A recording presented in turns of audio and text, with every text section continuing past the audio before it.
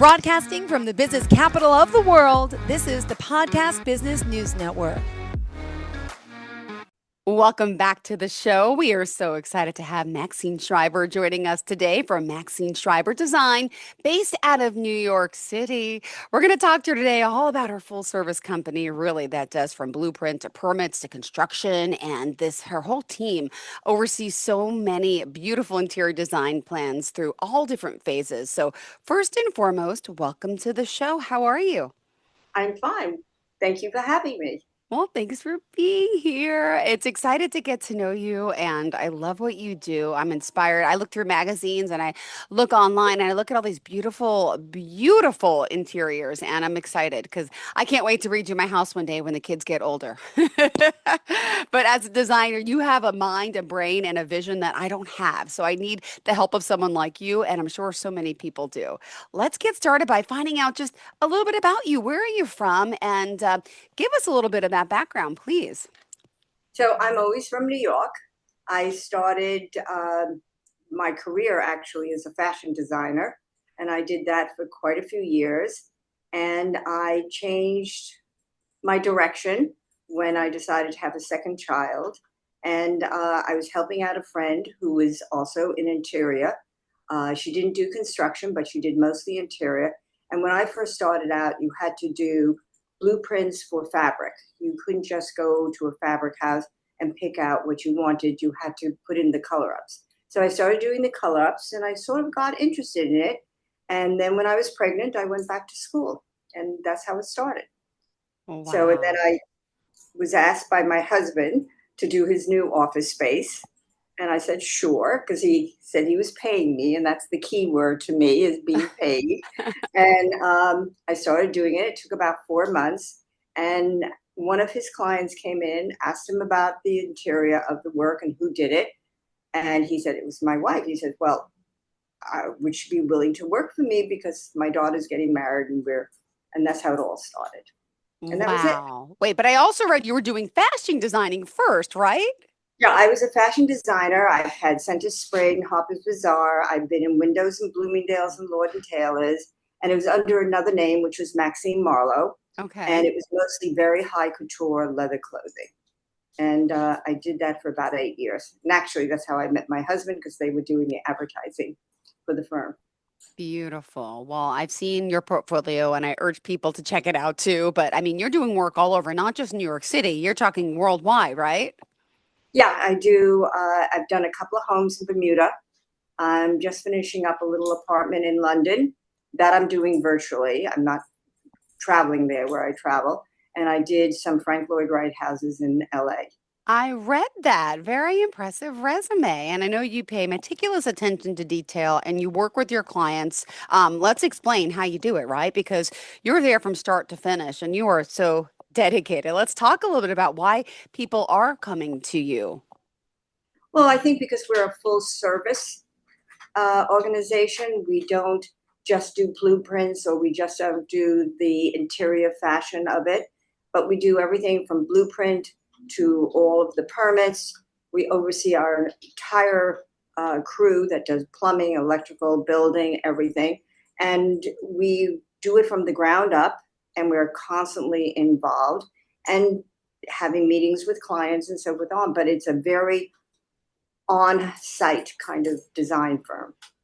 Got it. Well, this is fantastic. I would love to hear just a little bit more about you as a child. And I used to create and draw things all the time. And could you share a little bit about this as a child? So Yeah, you had this in you. what happened was, I guess what made me an entrepreneur, more or less, is when I was a little girl, I always would draw and paint around the house and do things. My mother wanted a mural in the kitchen. I would do a wall of mural and whatever. And then one day, and if my father asked me to shine shoes, I got 25 cents a pair of shoes. I mean, I did anything to collect money. So when I was about 12, I decided to have an arts and craft camp. And my mother helped me set up the garage with a table and benches and everything. And I had 8 children, and I used to pick them up, and I got $250 a day. No, $250 a week. Wow. Excuse me, $250 a week. I had 8 children, and we taught them arts and crafts. And I used to buy all the arts and crafts and teach them how to do jewelry, to do kinds of things for their parents. And I did that for the whole summer, and it was great. So it was the beginning. Amazing. Well, we're excited that you're here and would love to talk about how you're making clients, dreams come true, right? Because the fact you're there from start to finish in all different phases, that's impressive too. So the whole construction aspect totally makes you unique because not everybody has that. So where did you want to start by talking about the work that you're doing? Well, the interesting thing is when you have a client, each person is an individual. And even though there's certainly a style that I do, certain ideas that I have, but it also includes the client's needs, the client's concepts. I mean, if she likes blue, then I'm working with blue. I'm not going to Yeah. buy her into, dark green. It's very much of a teamwork in the beginning of what they want and what we can give them. And until each person is satisfied, including myself, because I want to be proud of what I do, um, we are a team, the client and I, and we create together. And I think it's very important. I insist that a client gets involved. Like even my clients that came from Bermuda, I flew down there initially, went through the whole house, did all my measurements, got everything together. She bought an old Bermuda house. And then she came to New York and we worked like 3 days straight. So I had a feeling of what she likes and what I can provide for her. So it's very important. So that's what we're working on right now. And we did another house in Bermuda where actually I worked on the construction. Wow. Well, I saw some of your pictures. I'm not sure which Bermuda home it was, but I just love the living room. You have Very much. Yes, I love the stone in the background, and then you have like the TV hanging on the wall and the uplit like shelves. It's beautiful, beautiful. And the bathrooms. I mean, you're doing everything, right? So from kitchens to Right. bathrooms to garages. Tell us a little bit about that. Right. Well, we always do. I'm also a cook. I'm a gourmet cook. So kitchens are really important to me. So it's my way of relaxing. A glass of wine, and I cook dinner, and that's my thing. But so kitchens are really important, and most architects, especially if they're male, have absolutely no idea how to build a kitchen for you because they don't know what you need. They don't know where you need to have things and the supplies and so forth. So I think my kitchens are the best of my details of work because I myself love the kitchen. Well, So can I I think, ask just some current trends? I mean, obviously, I feel like since the pandemic, everyone's opening up the walls and making that big island a huge thing because everyone's hanging out in the kitchen. Is there anything you could share about what is current? What are most people coming to with kitchens nowadays? What are the well, things? it is sharing in it.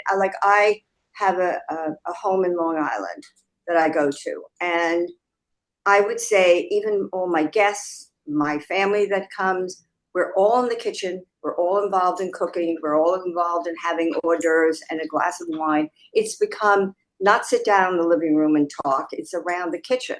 And Yeah. it's even from the wealthiest people to the average person, they love their kitchen. It's a way that they can entertain in another space besides their living room. Got So it. I think it's really important. So that's Yeah. why they're breaking down the walls, making it bigger. The kids could be in there. They could do their homework. Like I do a lot of homes down in Tribeca. Oh, Well, yeah. it's very important at night if a woman is in the kitchen, even if she has help that's cooking, she's still in the kitchen. And she likes the children there doing their homework. So if they have an island or they have something, they could be part of the whole family structure. It's really important. So it's Beautiful. very different than it was when I was a kid, where kitchen was the kitchen and then you sat down to eat, Yeah. It's you all know. kind of in one now. And is there any trends in particular, or are we going back to, the darker cabinets now again? Because we were at light. Like, what are some trends that you don't mind just sharing with They- us? they're- it depends really on the individual, to be honest Okay. with you. I do them dark with wood and I Hmm. do them white. I personally, I like both very light kitchens because I like to feel more open in this space. Yeah. It's not, I don't want it to feel like a den. I want it to feel like I'm in an open space. Um, I think a lot of people are doing open shelves, so you see all the pottery and all your dishes, which is very beautiful. Today, you have a lot of white dishes that you want to serve with, and they can be all on shelving that is open. I think that it's just a more casual way of putting it into the kitchen. I happen to think it's the way to go because it's a place where you work. And let I me mean, you ask you this. have I your have, computer there. You even have your computer on in yeah. the kitchen.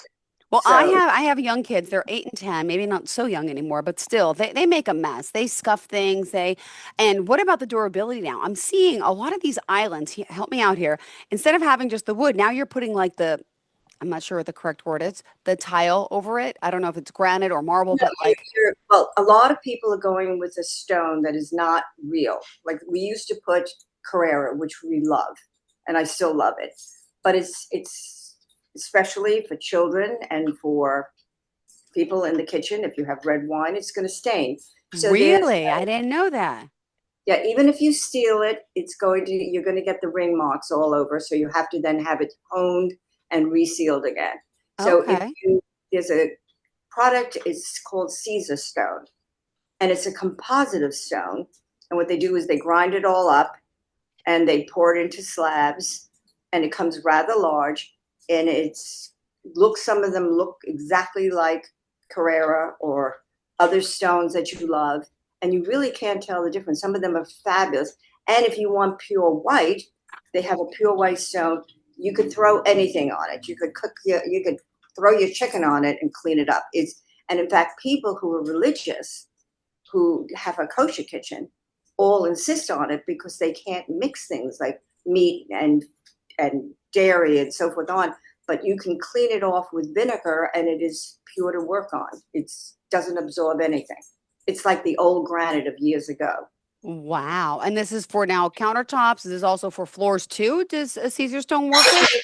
Countertops. Some people are doing it for their backsplash as well. Some people are putting it in their bathroom because they say their husband with their aftershave and their shaving cream and all this stuff, and they're making stains all over their Carrera. They love their Carrera, but they've had it. And so I've been replacing a lot of them for people, especially because of husbands. Wow, got They- it. We, we are Wonderful. we are not like the husbands are not as careful.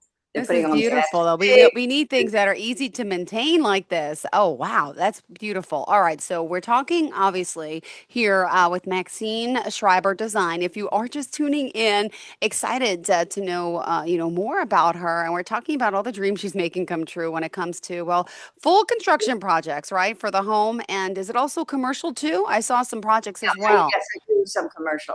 I do some. I've done a couple of restaurants in New York, and I've done a lot of the office spacing, for some top offices in the Hemsley building and some other places. So yeah, and then remember Beautiful. the whole .com situation where these young people were getting all this money and investment they would need for their spaces to be fabulous. And I was fortunate enough to be called in on some of them where they all had to have the air-on chair and everything had to be the coolest and the things. They were all of 20, these people, and they just had money to burn, and they just wanted it to be top notch. And I did a lot of those office spaces, which was lots of fun. But all of them are out of business, but not due to me. And this is beautiful. And I love now, let me just ask you, some struggles as an entrepreneur, as a woman in this field. I mean, have you had your fair share of struggles? What would you say, have been some challenges in When I first started out, I was not in fashion, but in this business, because I'm with basically hard hats. I'm with yeah, construction people, not easygoing. Some have their very chauvinistic type of attitude for everything. judgmental, discriminatory. Yeah, I could imagine. Yeah. So being a woman was a little bit difficult. And in fact, it was very difficult. And it used to be to the point where I would say, listen, if you have a problem working with me, I think you should leave the job, not work with me, because I'm it. If I say I don't like it, I don't like it. And you can't sort of counteract with me. So in the beginning, it was pretty hard. And then I used to say thank you and please all the time and be very gracious. And then I changed Yeah, and I became just like them. And yeah. I could curse like them. I can get down and dirty with them. And I've been in the basement with plumbing with them. And now they respect me and I have no problem. Yeah. Oh, well, that's a wonderful thing. Sad they didn't realize that at first, but I'm glad you got to them. And it's true because clearly, with your talent, your design, and skill, they should be bowing down to you. I mean, I've seen also your work on social media. And for those that don't know, you also have a showroom, correct? No, we don't have a showroom. We have offices, but we don't have a Oh, showroom. oh, I thought it was, I'm sorry, downtown. I saw a listing for that. Maybe, okay, that was something else. But how can people, see your work? Where do you guide them to? Well, most of the time they could see it online at my site. There's a lot of things on my site. They can also see us on Instagram Yeah. and um, a few other Facebook. What? Pinterest? Pinterest. Yeah, Okay, Pinterest. Got it, got it, got it. I right. So I was we show a lot of our stuff. We show also how we like to do things. I mean, we'll even do helpful hints on plants and orchids and how to buy them and how to take care of them because I think they're important things in the home and people usually let them just all die.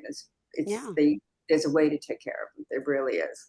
All right. Speaking of residential, we talked about kitchens being one of the main facets of remodeling and what you're doing with the interiors. Bathrooms, would that be next? Would you mind talking a little bit They're about? absolutely next. They're the key. And it's usually some people like husband and wife bathroom, and some like it separate, whereas her bathroom, his bathroom, which is quite different.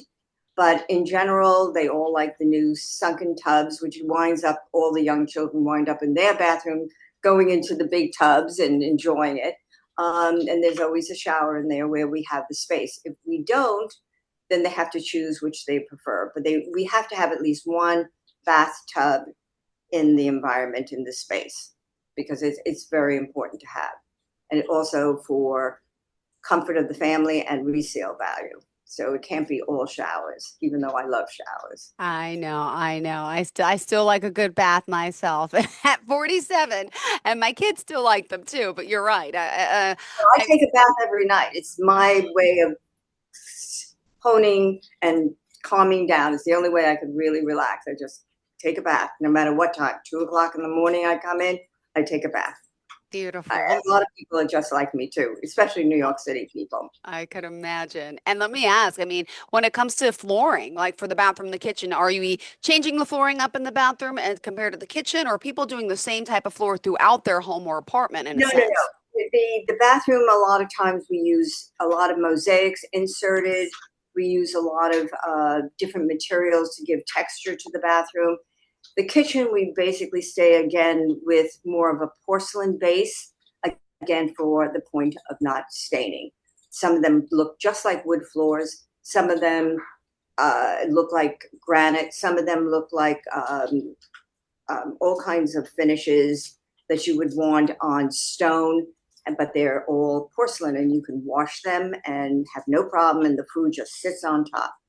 Oh my So, goodness. And I'm, looking at your work, I'm seeing a lot of, excuse my language. I'm not sure if we're talking marble, talking stone, but it's going all the way to the ceiling now, right? That's the biggest look I'd say and trend. It doesn't, when I was little growing up, the tile stopped here. And then I was like, why? I'm like, I'm wetting the roof, the ceiling. It's it's rotting, Mom. well, a lot of people, traditional people who like a more traditional home, will still build their tiling only two-thirds up, and then they want to put wallpaper. It's a very personal thing. I personally Okay. think if you're in a bathroom with steam showers and a big Yeah. bathtub, you need the tile to go all the way up. So the maintenance is zero. It's never have to be worried about. You don't have to re-wallpaper, re-plaster. The only thing you have to do is paint a ceiling. And also, in your field and expertise, let's talk a little bit about some of your clients. I mean, you don't have to use their name, but I want to hear what people are saying about you. And I know you've been featured on different TV shows, magazines. I mean, you are pretty impressive. What would you say most people, say about the work you're doing? Well, I would say, with the exception of one client, only one client in my complete career who was a hoarder that I had to finally leave the job. But I think most of the people that I work for, I'm very fortunate. They're all wonderful people, nice people. A lot of them became my friends over the years. Aw. Um, yeah, one of them is one of my oldest, dearest friends, and I did her home and her place in Puerto Rico, and we've been friends ever since. Um, but I would say I'm very lucky. A lot of people aren't. They have horror stories, but I do not. And I think one of the reasons is that I'm not always right, and I can admit it. And I can work with the client on the basis of to listen to what they have to say. And I think they feel comfortable with me over a period of time, and therefore they don't feel threatened by me, and I think we become friends. Beautiful. Let me ask, you mentioned wallpaper before. Interior, living rooms, dining rooms. What are some of the trends? Is there a lot of wallpaper coming back, or would you mind just sharing a little Well, bit about that? a lot of Curious. it's coming back. Like, believe it or not, fur is coming back. You know, don't throw out your fur coat. It's coming back in Mm-hmm. fashion. But people, again, they have a little girl or they have a baby boy, and they have to bring a little more color in there. Let me just turn this off now. No problem. Okay, sorry for that. That's Um, okay.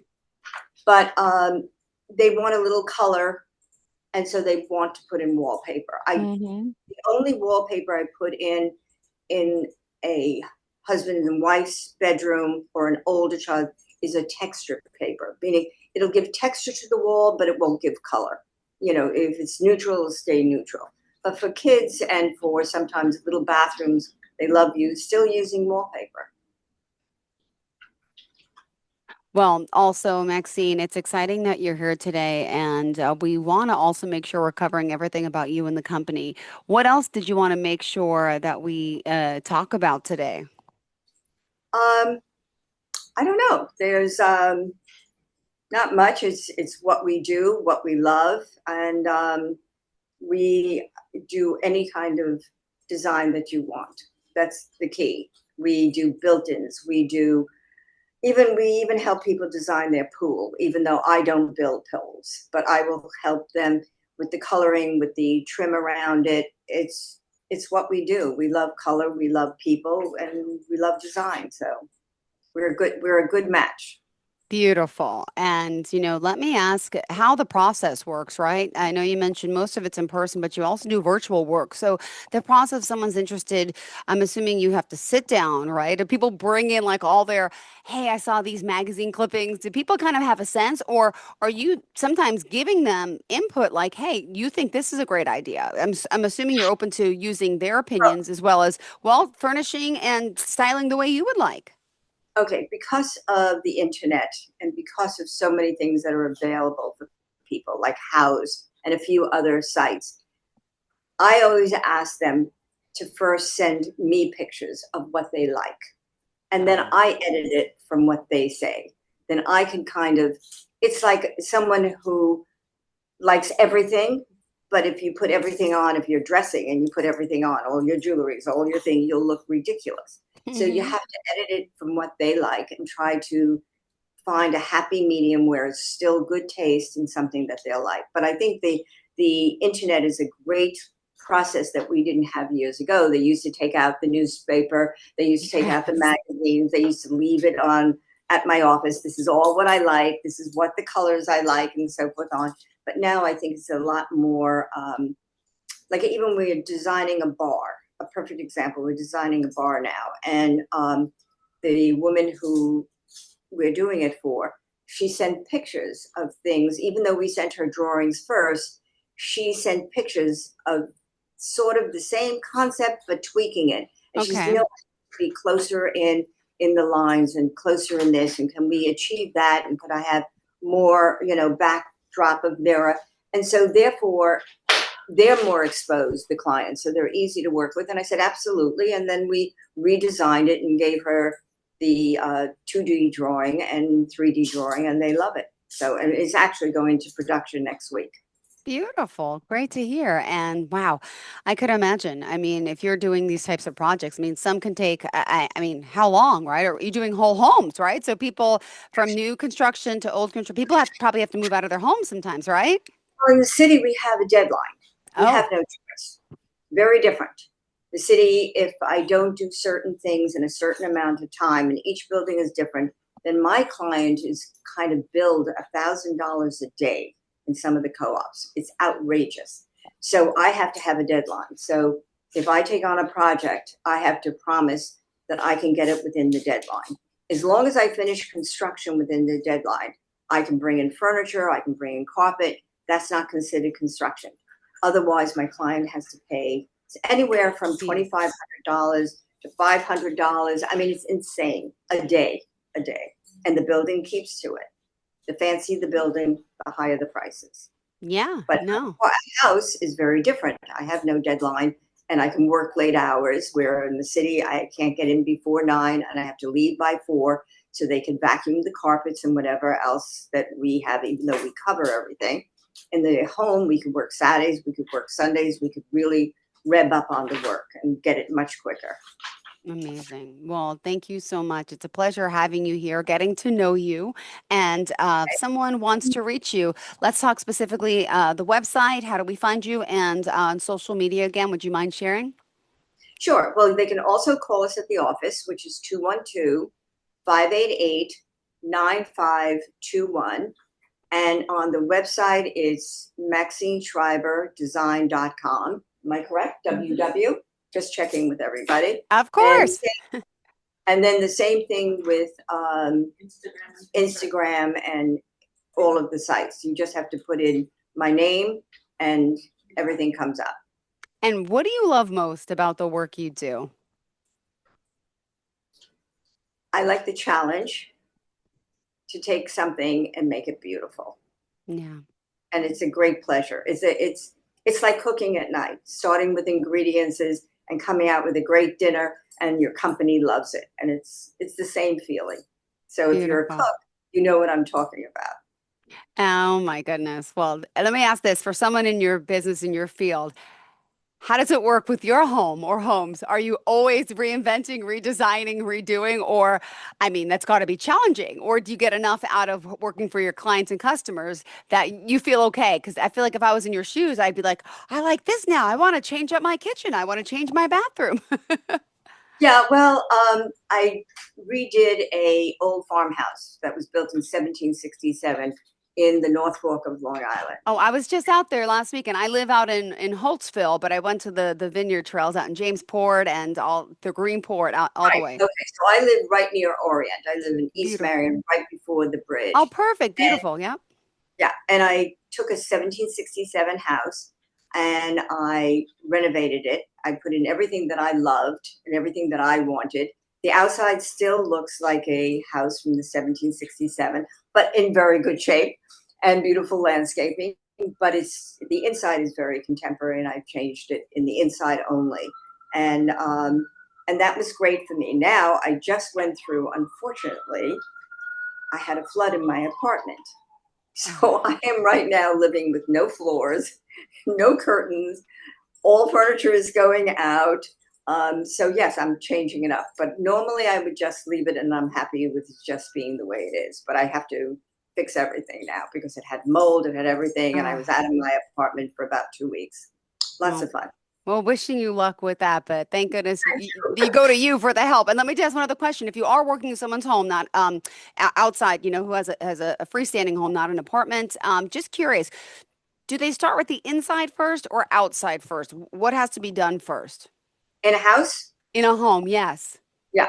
Well, if you're changing structure, like we did a house in Larchmont. When you're Okay. changing structure, you must do the structure first. So if you're extending, you have to raise your roof. You have to, a lot of houses don't have the support that they used to or the fireproofing. So everything structurally outside and structure inside has to be done before you do anything. And then you can start building your blocks. But no, you plan, you take your architectural plans, you know where your plumbing is going to be, you know Yep. where your electrical is going to be, you know where everything's going to be, but you don't do anything until the structure is correct. Beautiful. Thank you so much. Maxine Shriber, everyone. Please reach out. You can give her a call. Also, go to MaxineShriberDesign.com. Look for her on all social media. And what's the phone number one more time, Maxine? It's 212 Mm-hmm. 588 9521. Beautiful. Thanks so much. Been a pleasure getting to know you. I hope we get to connect again. And if we do, I would love to share, some of your work here on the Okay. Zoom platform. If we could share some images of some of the work, because I looked at them before, obviously on the website before I spoke to you. Gorgeous. It'd be great to show the audience as well. Okay. All Terrific. right. Thank you All again. right. Have a Have a wonderful fantastic day. day. Great meeting you too, and thank you. Thank you. Bye. Bye bye.